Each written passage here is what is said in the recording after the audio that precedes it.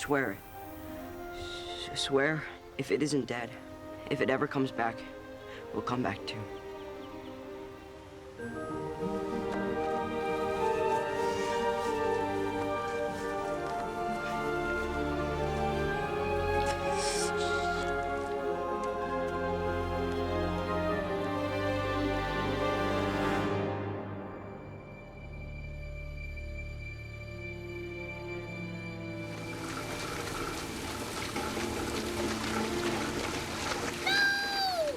When I wrote it, you have to keep in mind I was about 30 years old, and I was very ambitious. At that time, I felt like I could eat the whole world in a literary sense, and I really wanted to do that. I thought to myself, well, I want to take an American town, bigger than a town, let's say a small city, and then have the whole thing be haunted. I wanted the spirit of that creature, that entity that manifests itself most commonly as Pennywise the Clown, to have infected this whole town. It comes back every 27 years, and more kids disappear. They're like sacrifices. They're its food. But across the board, the adults, on some level, they all understand what's happening, and it's part of this devil's deal that they've all agreed to. Help!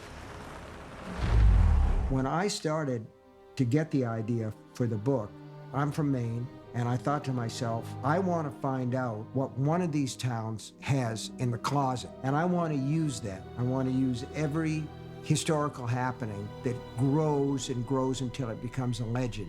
So we came to Bangor, and I started to look around. I think what finally convinced me was people started to tell me stories about the bars that used to be down by the river and the hard men, the loggers who were there, and they started to tell me stories about a segregated club for black servicemen that had been burned down, the Black Spot. Nobody really wanted to talk too much about it. They started to tell me about how a gang of 30s desperados had been shot, basically executed in downtown Bangor, the Brady Gang. And I loved that story, you know, and by then I knew pretty much that that's the place that I wanted to be, that this was where I wanted to be. And the real deal maker was when I found out that there was this whole network of sewers under my city, and a lot of people didn't know where they went anymore. The maps had been lost. They were built in the 30s as part of the Delano Roosevelt's work programs, and they just built these sewers and then they left them. Some guy said to me, well, you know, in the spring when the runoff comes from the snow, you can put a canoe in over at Westgate Mall and come out at Mount Hope Cemetery, you know, 5 or 6 miles on the other side of town. And I thought to myself, man, that's probably not true, but it ought to be. And I ought to put my monster's lair in those sewers, and at some point I'll have the kids go down there. So you see, it all kind of worked. I took Bangor, I took the geography of Bangor, I took some of the legends from Bangor, I made up some of my own, and I used that as the framework for my book, which is about make-believe and about legends and about how these things grow. Okay, well, I'm starting to get itchy now, and I'm pretty sure this is not Do you good use for the my- same bathroom as your mother? Sometimes, yeah. Then you probably have crabs. When I wrote it, I drew on a lot of things from my own childhood. We had a Barron's when I was a kid, and all of us went down there and played around and we paddled around. I think that a lot of adults these days would be white with horror at the idea of people paddling around where the sewers dumped out and where all this overgrown foliage was and people dumped their trash and everything. And my brother David was one of us, and he said one day, well, why don't we build a dam and see if we can flood this place out? And so I put that in the book. I put my experiences with going to Saturday matinees with my kids, Ben's crush on Beverly Marsh, you know, and writing the poem. That's all based on things that happened to me. Your hair is winter fire, January embers. My heart burns there too. The magic about writing is the more that you write about those things, the more you remember. I think that we really don't forget anything, that it's just a question of access, and writing is the magic key that opens the door.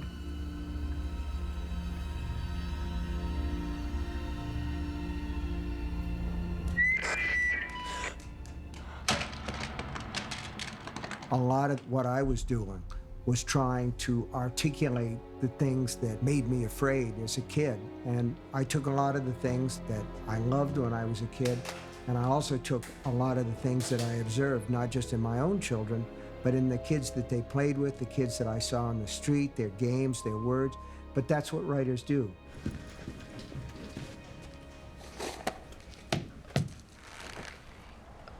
You okay? I'm fine. What's wrong with you? None of your business. There's a kid outside. Looked like someone killed him.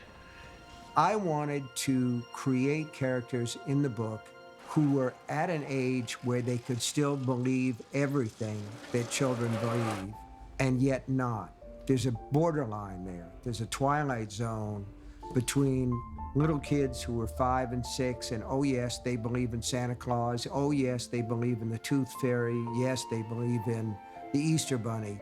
Well, the kids in our story no longer believe in those things, but they still believe that there could be something under the bed when the lights are out. When the lights are on, oh no, I don't believe any of that shit. But when the lights are out, yeah, they're still afraid. They still have that capacity to see on a wide range. For adults, it's like the TV screen.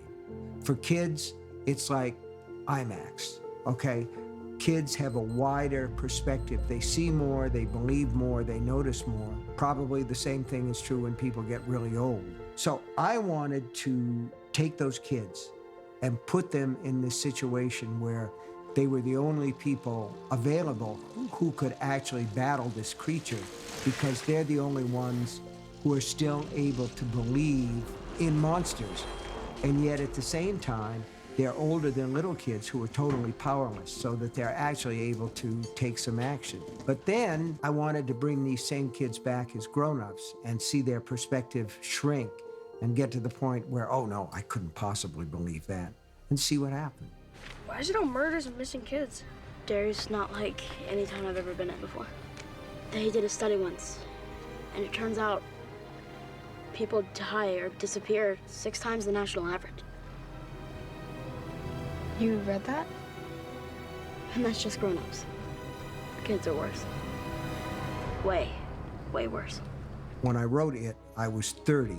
I was closer to those childhood experiences than I am now. It's dedicated to my children. I had 3 kids at the time that I wrote the book, and they weren't my lab rats, they weren't my specimens, but I observed them and I knew the things that they were afraid of because my wife and I put them to bed at night. But as a kid, I was extremely imaginative. I used to get out of bed and creep down the hall so that I could listen to Dimension X and Suspense on the radio. And then I would creep back to bed and shiver and shake until I went to sleep. So you've got this strong imagination. A lot of the things that I feared as a kid, I also loved. And it's that push me, pull you, that conflict where the stories actually take place. So I remembered a lot of those things because they were vivid memories for me.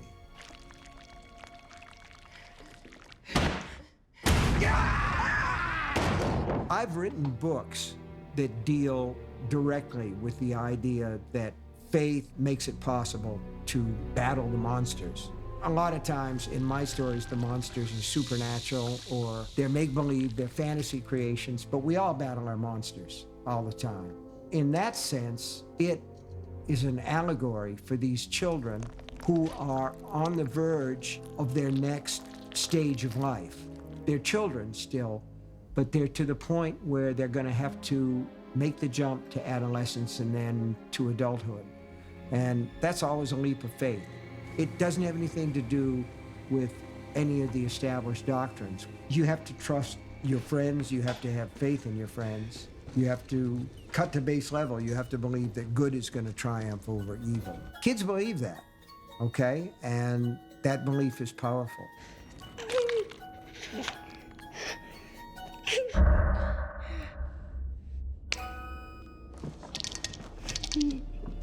One of the things about horror stories, whether it's a vampire, whether it's the living dead, the walking dead, whatever it is, those are outside evils. So you don't have to take any of the blame for it. And there's sort of a relief in seeing that.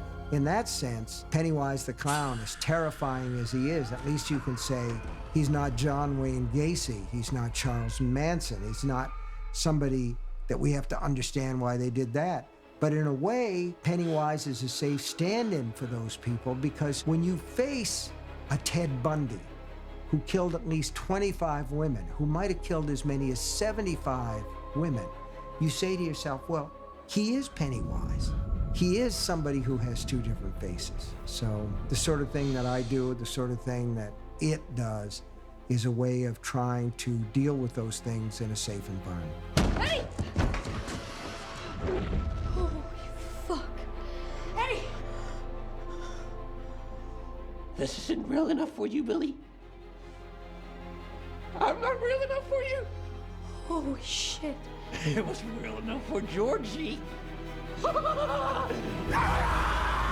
While I've written stuff that has to do with God, the afterlife, and religion, and I've tried to always be strong on those subjects, not because I've got a axe to grind, but because I sometimes think in fiction of the make-believe that good doesn't get its fair deserts, that a lot of times that what we see as attractive is evil. And I like to see the balance, you know, between the two. I like to see good is strong, and I think that it projects that side of it. One of the things that I wanted to do in the novel, in all of my novels, is to create characters who are fundamentally decent, by and large. And that way, you don't want them to be spam in a cabin. You want them to live and you want them to win. And I think that that translates to the film. That's one of the reasons I really like this movie. I can only remember parts of it. I thought it was dead. That's what it felt like. I saw us, all of us, together back in the cistern. But we were older. Our parents' ages. What were we all doing there? I just remember how we felt. How scared we were. I don't think I can ever forget that. It is one of the few films that gives us a chance as adults to relive these strong emotions that we had as children. That's one of the great attractions. Because the thing about fiction is you take all the reality that you can possibly take, and then you change everything that you want. That's why they call it fiction.